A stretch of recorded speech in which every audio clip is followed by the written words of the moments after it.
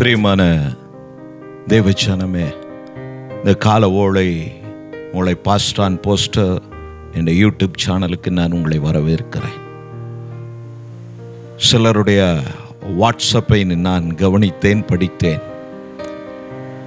Passed on poster, அது என்ன அர்த்தம் என்று கேட்டு நீங்கள் டெக்ஸ்ட் பண்ணியிருந்தீங்க. அதற்காக நான் நன்றி சொல்லுகிறேன். அதனுடைய தமிழ் அர்த்தம் சாட்சியானவன் காட்சியானான். சாட்சியாய் வாழ அழைக்கப்பட்டு இருக்கிறாங்க. இன்னைக்கு சாட்சி இல்லை, காட்சி நிறைய இருக்கு. காட்சிக்கானவர்கள் அல்ல, சாட்சிக்கானவர்கள். அவர் உயிர் தெழுந்தார் என்பதற்கான சாட்சியாய் வாழ கர்த்தர் நம்மை அழைத்திருக்கிறார். யோவான் நிருபத்திலே அவர் நடந்தபடியே, இயேசு நடந்தபடியே நாம் அழைக்கப்பட்டிருக்கிற இக்காலத்தின் சபையின் ஜனம், ஊழியர்கள், தேவ பிள்ளைகள் ஒவ்வொருவரும் அவர் நடந்தபடி நடக்கணும். அவர் நடந்தபடி தான் பேதுரு நடந்தார். அவர் நடந்தபடி தான் பின்பு வந்த அப்போஸ்தலர்கள் நடந்தார்கள். தங்கள் வயிற்று பிழைப்புக்காக ஊழியம் செய்தவர்கள், தேவனை விட்டு பின்மாறினவர்கள், தங்கள் சுயலாபங்களுக்காக செயல்பட்டவர்கள் அன்றும் இருந்தார்கள், அடையாளப்படுத்தப்பட்டார்கள். அப்படி அடையாளம் கண்டு அப்போஸ்தலர்களோடு அழைக்கப்பட்ட கூட்டத்தோடு சபையோடு சேர்ந்து தேவராஜ்யத்திற்கான தேவ ஜனமாய் சாட்சியானவர்களாய் வாழ இந்த காலவோளை நான் உங்களை உற்சாகப்படுத்துகிறேன். இது ஒரு ஆவிக்குரிய சிந்தைக்கானது. மனதில் வைத்துக் கொள்ளுங்கள், அதன்படி வாழுங்க. கர்த்தர் உங்களை ஆசீர்வதிக்கட்டும். இந்த நாளுக்கான தேவனுடைய ஆசீர்வாத வார்த்தையை நான் உங்களுக்காய் வாசிக்கிறேன். Book of Genesis 15:1. ஆதியாகமத்தின் புஸ்தகம் 15ஆம் அதிகாரத்தின் 1ஆம் வசனத்தை நான் உங்களுக்காய் வாசிக்கிறேன்.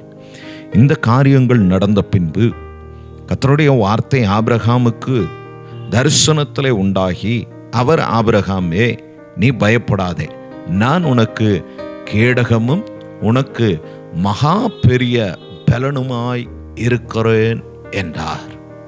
பிரியமான தேவஜனமே, இந்த காரியம், ஏதோ ஒரு காரியம் அங்கே நடந்திருக்கிறது. 22ஆம் வசனத்திலே வாசிப்போமானால், அதற்கு ஆபிரகாம் சோதேமின் ராஜாவை பார்த்து, மேலே உள்ள 14:22 நான் வாசித்தேன். சோதேம் குமாராவிலே லோத் ஆபிரகாமோடு தரிசனம் இல்லாதவன், தரிசனம் பெற்றவனோடு கூட நடந்தவன், தன் மாம்ச எண்ணத்தின்படி பிரிந்து போனவன், உலக பிரகாரமாய் சிந்திக்கிறவன். ஆனால் ஆபிரகாமின் இனத்தான், அவனுடைய பிளட் ரிலேஷன்ஷிப்பில் இருக்கிறவன். ஆதலால் அவனுக்கு ஒரு கஷ்டம் வந்தபோது, அவன் உபத்திரவப்பட்ட போது, அவன் சிறைப்படுத்தப்பட்ட போது அவனை விடுவிக்கிறவனாய் ஆபிரகாம் செயல்படுகிறான். அதில் ஜெயமும் எடுத்தான்.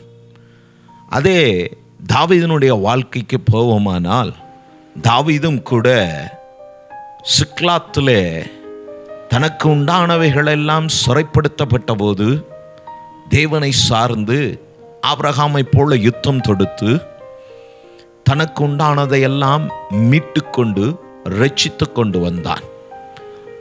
இந்த 2 பேரும் இந்த தனக்கானவர்கள், தன்னுடையவர்களை மீட்கிறவர்களாய் ரட்சிக்கிறவர்களாய் இருந்தார்கள். இதே போலதான் இயேசுவும் உங்களையும் என்னையும் இந்த உலகத்தின் பாவ கருமத்து நின்று ரட்சிக்கிற இரட்சகனாய் இந்த பூமியில் அவதரித்தாருங்க. அதனால தான் மத்தேயு 1:1 எழுதப்பட்டது, ஆபிரகாமின் குமாரனாகிய, தாவீதின் குமாரனாகிய இயேசு கிறிஸ்துவின் வம்ச வரலாறு என்று சொல்லி, இப்படி மனிதர்களை ரட்சிக்கிறவர்கள் அடையாளப்படுத்தப்படுவார்கள். பிரியமான தேவ ஜனமே, ஆபிரகாமை போல ஆத்தும பாரமுடையவர்களாய் நாம் செயல்படுவோம். இந்த கடைசி காலத்தில் ஆபிரகாம் எப்படி தன்னுடையவர்களை ரட்சிக்கிற குணமுடையவனாய் இருந்தானோ, ஆத்தும மீட்பு வெளியேறு பெற்றது. ஆத்தும அறிவில்லாமல் இருப்பது நல்லதல்ல. உங்கள் கூட பிறப்புகளில், உங்கள் உறவுகளில், உங்கள் வேலை ஸ்தலத்தில், உங்கள் வீட்டை சுற்றிலும் இருக்கிற ரட்சிக்கப்படாத ஜனங்களை குறித்து பாரமுடையவர்களாய் ஜெபியுங்க. கர்த்தர் சீக்கிரம் வரப்போகிறார். வருகையான அடையாளங்கள் சபைகளில் காணப்படுகிறது, உலகத்தில் காணப்படுகிறவைகள் அல்ல. சபைகளிலே அடையாளங்களை கர்த்தர் ஏற்படுத்தி கொண்டிருக்கிறார். தனக்கானவர்களை அவர் ஆயத்தம் பண்ணி கொண்டு இருக்கிறார். ஆதலால் நாம் ஆயத்தமாக, நாம் சுத்தமுள்ளவர்களாய் நாம் இருக்க வேண்டும். அவர் சீக்கிரம் வரப்போகிறார். இந்த கால ஓலை நான் உங்களை உற்சாகப்படுத்துகிறேன். இப்படி செயல்படுகிற, ஜெபிக்கிற, மீட்கிற வேளையில் ரட்சிப்புக்காக, மற்றவருடைய ஆத்தும அழிவுக்காக உபவாசிக்கிற, சபையின் வளர்ச்சிக்காக உங்களுடைய எல்லா வேலைகள் இருந்தாலும், உங்களுக்கு எத்தனை காரியங்கள் இருந்தாலும், ஒரு ஆத்துமாக்காக போராடி ஜெபிக்கிறவர்களாய் காணப்படுங்க. ஆபிரகாமுக்கு குடும்பம் இருந்தது, வேலையாட்கள் இருந்தார்கள், எவ்வளவோ காரியங்கள் இருந்தும் அவன் தன்னுடையவர்களை மீட்கிறவனாய் இருந்தாங்க. அதனால தான் கர்த்தர் அவனை தைரியப்படுத்தினார். இந்த கால வேளை, இந்த வாரத்தின் முதல் நாள் திங்கட்கிழமை, இந்த வேளையில் விட்டு வந்த பேலன்ஸ் ஒர்க்கு, உங்கள் பிஸ்னஸில் வாரத்தின் முதல் நாள் என்ன செய்ய போகிறோம் என்ற பயமும் கலக்கமும் திகழும் உங்களை ஆட்கொண்டு இருக்கிறதா? இந்த கால ஓலை உங்களை தான் கர்த்தர் தைரியப்படுத்துகிறார். தைரியமாக போங்க. உங்களை ஆசீர்வதிக்கிறவர் உங்களோடு கூட இருக்கிறார். ஆபிரகாமின் தேவன் உங்களோடு கூட இருக்கிறார். தைரியமாய் போங்க. ஊழியக்காரனாய் நானும் உங்களை ஆசீர்வதிக்கிறேன். நிச்சயம் கர்த்தர் உங்களை ஆசீர்வாதமான பாத்திரமாய் தேவ ஜனம் என்பதை கர்த்தர் அடையாளப்படுத்துவார். கர்த்தர் ஆபிரகாமை தைரியப்படுத்தினார். இந்த காரியங்கள் நடந்த பின்பு கர்த்தர் ஆபிரகாமை நோக்கி நீ பயப்படாதே என்றார். இந்த கால ஓலை பிரியமானவர்களே, கர்த்தர் உங்களை பயப்படாதே என்று சொல்லுகிறார். எதை குறித்து நீங்கள் பயப்படாதீங்க. தேவன் பார்த்து கொள்வாருங்க. கர்த்தர் இருக்கிறார். அவர் ஜீவிக்கிற தெய்வம், ஜீவனோடு கூட இருக்கிறார். மரித்து சதா காலங்களிலும் நான் உயிரோடு கூட இருக்கிறேன், உங்களை திக்கற்றவர்களாய் விடேன் என்று சொன்ன தெய்வம் இந்த காலவோளை உங்களுடைய தெய்வமாய் இருக்கிறார். அதனால் தைரியமாய் புறப்படுங்க. உங்கள் காரியத்தை கர்த்தர் ஆசீர்வதிப்பார். உங்களுக்கு உண்டானவைகள் எல்லாம் 128ஆம் சங்கீதத்தின்படி இந்த வார்த்தையின் அடிப்படையில் கர்த்தர் உங்களையும், உங்கள் குடும்பத்தையும், உங்கள் பிள்ளைகளையும், உங்கள் தொழிலையும், உங்கள் வேலையும், உங்கள் வியாபாரத்தையும், உங்கள் பிஸ்னஸையும் கர்த்தர் ஆசீர்வதிப்பாராக. கண்களை மூடி நாம் ஜெபிப்போம். நல்ல பிதாவே, இந்த வேளைக்காய் ஸ்தோத்திரம். ஆசீர்வதிக்கப்பட்டதான இந்த கால ஓலை நாங்கள் உம்முடைய சமூகத்தில் வருகிறோம். இதை பார்த்து கொண்டு இருக்கிற, கேட்டுக்கொண்டு இருக்கிற உடைய பிள்ளைகளுக்காய் நான் ஜெபிக்கிறேன். ஆண்டவரே கர்த்தாவே, அவர்கள் எந்த இடத்துல இருந்தாலும், அவர்கள் எதை குறித்து பயந்து திகழ, கலக்கத்தில், வேதனையில் இருந்தாலும் இப்பொழுதே கர்த்தர் மனம் இறங்கி அவர்களை தொடுவீராக, அவர்களை ஆசீர்வதிப்பீராக, அவர்களை பலப்படுத்துவீராக, அவர்கள் மேல் கிருபையாயிருப்பீராக. கர்த்தர் தயவாய் இறங்கி ஆண்டவரே அவருடைய வேலை ஸ்தலத்தில் கிருபை செய்யுங்க. அவருடைய வியாபார பிஸ்னஸில் கர்த்தர் உதவி செய்யுங்க.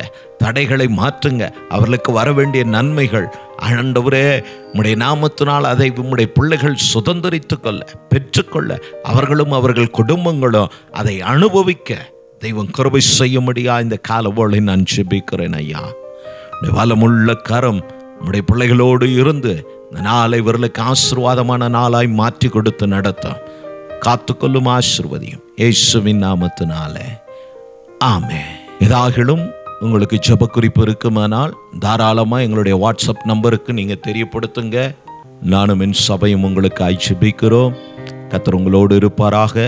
கர்த்தர் உங்களை ஆசீர்வதிப்பாராக. நன்றி.